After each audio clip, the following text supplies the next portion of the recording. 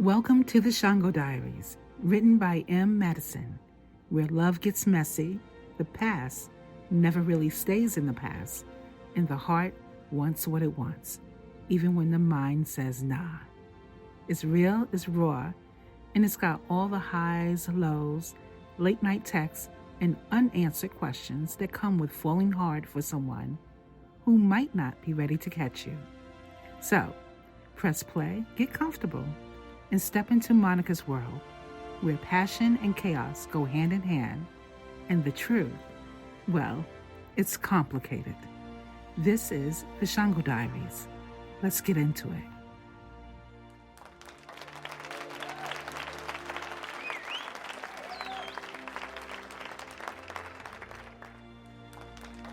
Previously on the Shango Diaries, Monica's caught in the middle of a whole storm.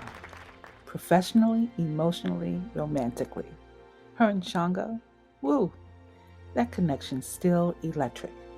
But the silence, the tension, yeah, it's getting loud. 1 minute they're not speaking, next minute they're booking trips overseas. Classic Shango vibes. Meanwhile, Todd's in her corner like always, dropping truth, big bro energy, and solid reminders. Handle your business, queen. And speaking of business, BET just tried to roll up and snatch the show masters with security. But Monica, unshaken, unmoved, in full boss mode, lawyered up and locked in. Emails flying, emotions flipping, but Monica's still standing, still elevating. This is episode 18. Go ahead and hit play. Okay, so we're diving into something pretty personal this time. Oh, yeah. This is the Shango Diaries by Madison. Okay. And it's wild. Interesting. Yeah, so we're going to be looking at this very specific kind of time in this woman Monica's life, and it's all through her own emails and like personal reflections. So it was really direct. Wow. Straight from the source. Exactly. Okay. So the Shango Diaries basically just like drops us right in the middle of Monica trying to figure out her relationship with Shango, which is very complicated, as we'll see. And also she's got this really supportive best friend, Todd. And she's also dealing with all these career challenges at the same time. Oh, wow. Yeah. So a lot going on. Yeah, a lot going on. Okay. And what's so fascinating is that we're really seeing it firsthand. You know, we're reading her emails and like these recap kind of things where she's just like writing down everything she's thinking and feeling.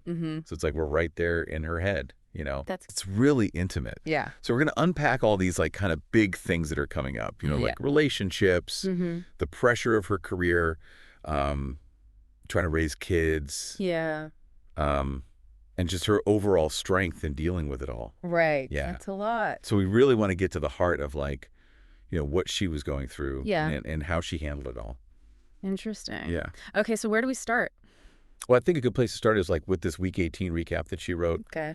And it's just super intense, like emotionally. Really? Yeah. Wow.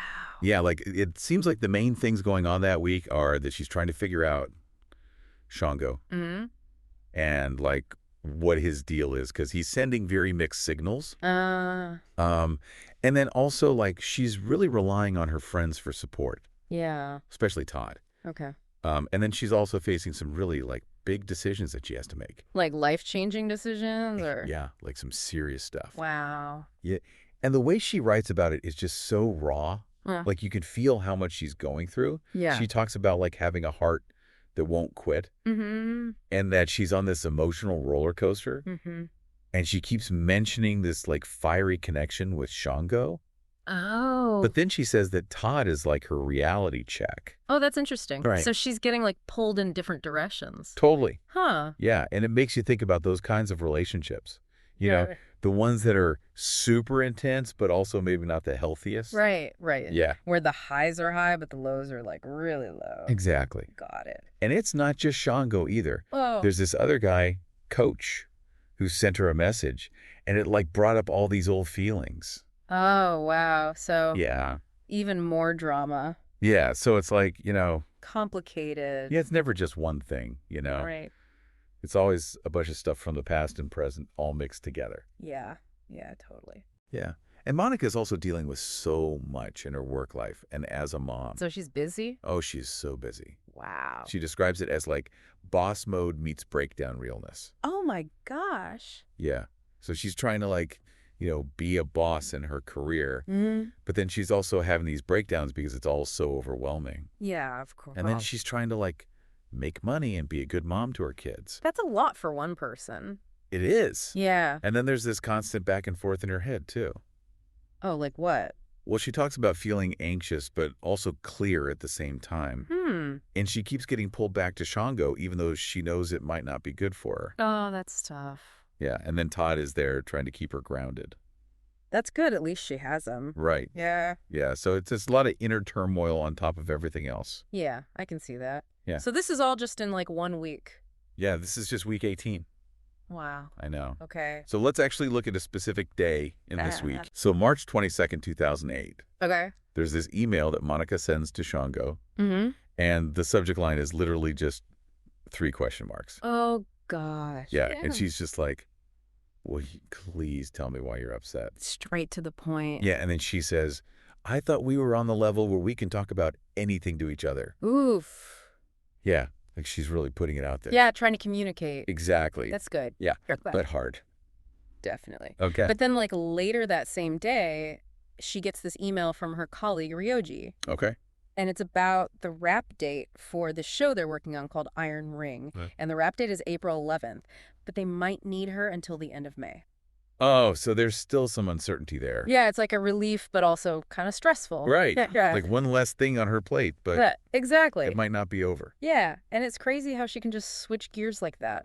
Really? Yeah, like right after that email, she emails Shango again. And she's asking him to help her update her resume because she wants to attract like a really high-level executive for her next job. Oh, wow. So she's ambitious. Very ambitious. Yeah, and she's not letting all this drama stop her. That's impressive. Yeah. Okay. And then later that night, she emails Todd, and she's like, last day with Iron Ring, April 11th. Thank goodness. All those exclamation points. I know, right? She must be relieved. Oh, she's definitely relieved. And then she starts talking about taking a break. Oh, nice. Yeah. She's like, let's go to London. Ooh, fun. Yeah, she has this Hawaii airline credit. Oh, nice. Yeah. So she's like, let's use it. That sounds like a good plan.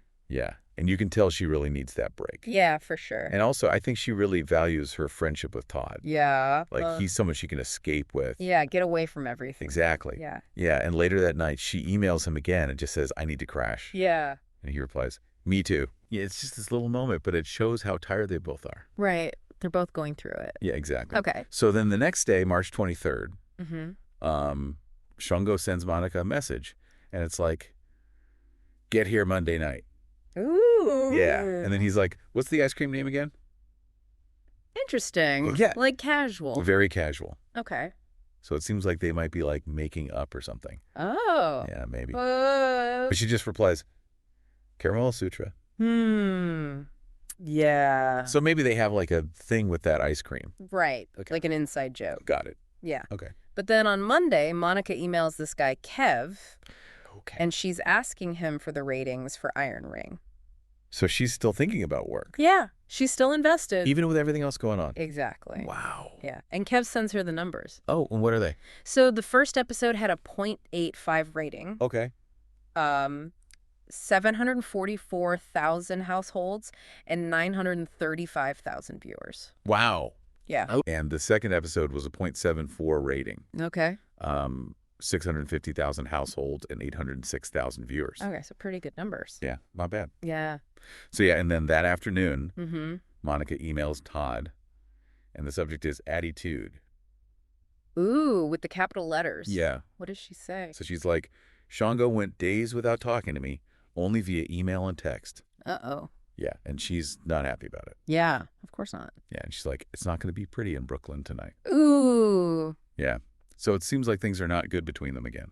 Oh, man. Yeah. So much drama. I know. Okay. But Todd's response is really good. What does he say? He's like, you need to lay down the law, girl. Yeah. He's a good friend. He is. Yeah. Yeah. And he tells her to tell Shango how she feels, but to do it respectfully Mm-hmm. and to not let Shango's negativity affect her. That's good advice. It is. Yeah. Yeah, and Monica seems to take it to heart. Yeah, she tells Todd that she's going to try to have a calm discussion with Shango. Good for her. Yeah, she's like, the only thing I'll be drinking tonight is some peach tea. Uh-huh. Yeah. It's funny. So she's trying to be level-headed. Yeah. Yeah. Okay. Okay, so then the next day, March 25th, Mm-hmm. Monica mentions that she talked to her married cousin. Oh. Yeah, and it seems like she was looking for some advice. Mm. Yeah, like she was trying to get a different perspective on things. Okay. Yeah, and she describes her evening with Shango as like force trying to maintain my cool attitude. Ooh. Yeah, so it sounds like there's still tension. Yeah. But she says that Shango made dinner and did laundry. Okay. Yeah, and then she took a bath and did her spiritual readings. Oh, wow. Yeah, and she tells Todd this quote that she read. Oh, what is it? She's like, "It is all for you, God, Mhm. all for the greater good for which I'm living." Wow. That's powerful. Yeah, Yeah. because later that night, there's this weird thing that happened. Yeah, what? So Monica calls out to Shango, and he's like, "What do you need?" Hmm. Yeah, and she doesn't say anything. Oh. She just looks at him. Mhm. And then she tells Todd that he didn't kiss her or hug her, Ooh. and she's wearing this like silky white negligee. Oh my gosh. Yeah, it's a very strange moment. Yeah, what is going on? I don't know. So strange. It's like she's testing him or something. Right. But Todd's response is interesting. What does he say? He says that guilt needs to surface Hmm. and that Monica needs to be patient. So maybe he thinks Shango is feeling guilty about something. Yeah, maybe. Wow. But what's crazy is that despite all this drama, Yeah.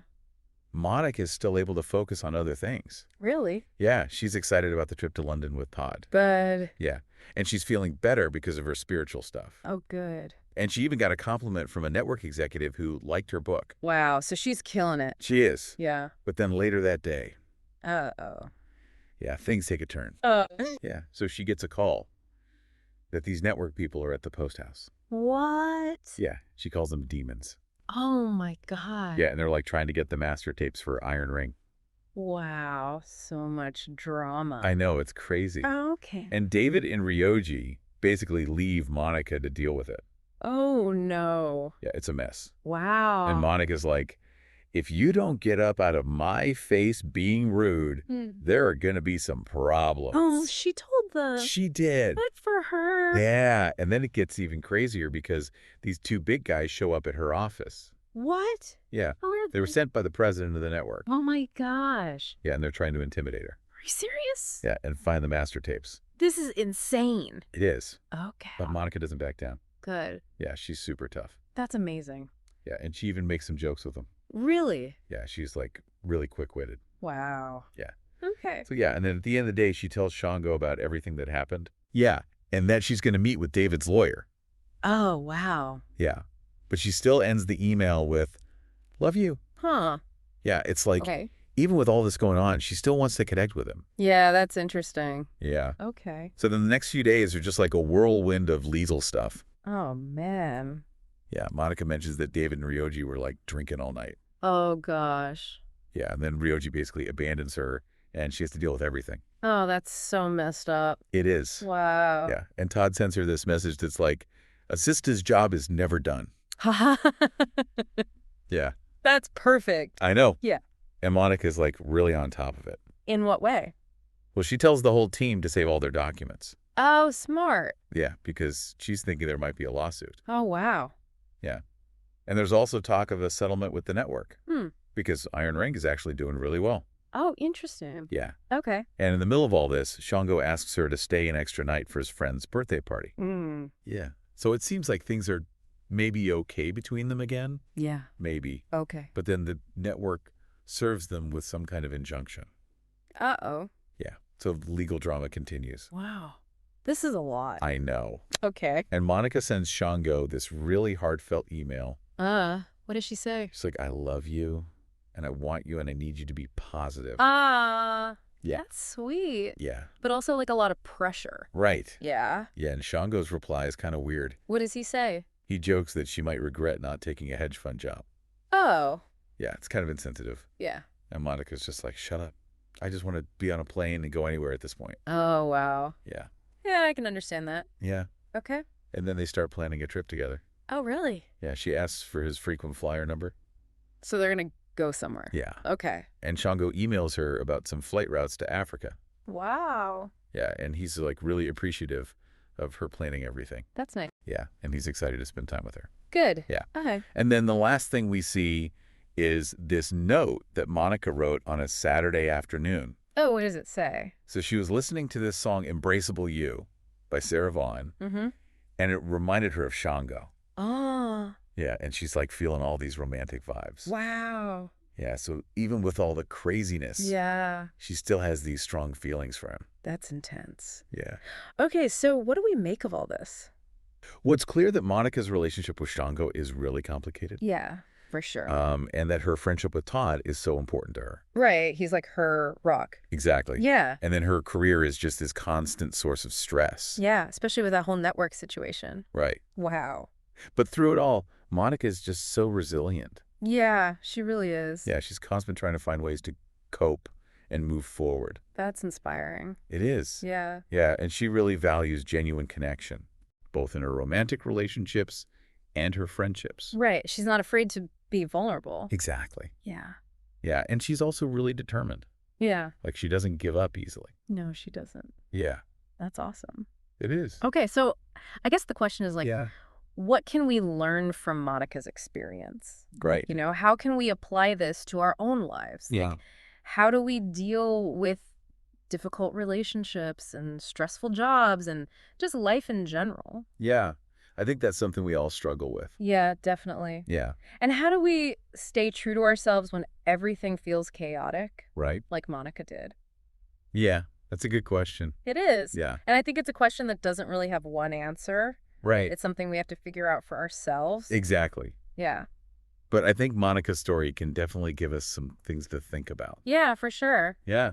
Like maybe it's about finding those people who support us, Right. like Todd was for Monica, and finding healthy ways to cope with stress. Mm-hmm. And just remembering that it's okay to not be okay all the time.